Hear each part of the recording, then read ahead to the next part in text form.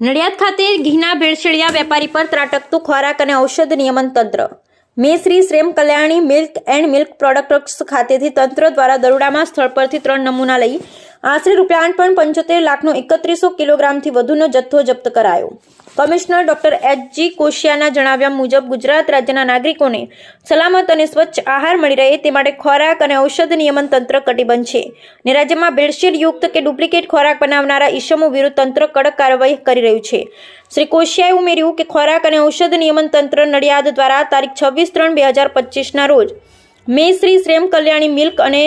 And milk products block 893-12 godown number 3 મુ સલૂણ તળપદા તાલુકો નડિયાદ જિલ્લો ખેડા ખાતે તપાસ કરવામાં આવી હતી, જેમાં સ્થળ તંત્ર દ્વારા પેઢીની આકસ્મિક તપાસ કરતા પેઢીના જવાબદાર શ્રી દિલીપસિંહ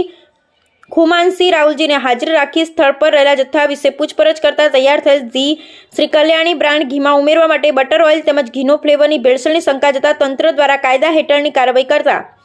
શ્રી દિલીપસિંહ ખુમાનસિંહ રાહુલજીની હાજરીમાં શ્રી કલ્યાણી બ્રાન્ડ 15 કિલોગ્રામના ડબ્બામાંથી ઘીનો નમૂનો લેવામાં આવેલ તેમજ તેમાં ભેળસેળ કરવા ઉપયોગમાં લેવાતું બટર ઓઇલ ઘીના ફ્લેવરનો પણ નમૂનો લેવામાં આવેલ. વધુમાં ઉક્ત ઘીનો નમૂનો લીધા બાદ બાકીનો આશરે 1500 કિલોગ્રામ જથ્થો કિંમત ₹5.25 લાખ, બટર ઓઇલનો 1600 કિલોગ્રામ જથ્થો કિંમત ₹3.5 લાખ અને ઘીની ફ્લેવરનો 1 લીટર જથ્થો કિંમત ₹3600 એમ કુલ 3100 કિલોગ્રામ જથ્થો કે જેની અંદાજિત કિંમત આશરે ₹8.75 લાખની જેટલી થવા જાય છે તે તંત્રની ટીમ દ્વારા જાહેર આરોગ્યના હિતમાં સ્થળ ઉપર કાયદા મુજબ જપ્ત કરવામાં આવેલ છે. ઉક્ત લીધેલ તમામ 3 નમૂનાઓ ચકાસણી અર્થે લેબોરેટરીમાં મોકલી આપેલ છે. વધુમાં ઉપરોક્ત પેઢી વારંવાર ભેળસેળની ગુનાહિત પ્રવૃત્તિમાં સડોવાયેલ હોય ડેઝિગ્નેટેડ ઓફિસર ખોરાક અને ઔષધ નિયમન તંત્ર ખેડા દ્વારા પેઢી દ્વારા આવી ગુનાહિત પ્રવૃત્તિ કરી અને આચરી શકે તે અર્થે પેઢીને FSA લાયસન્સ નંબર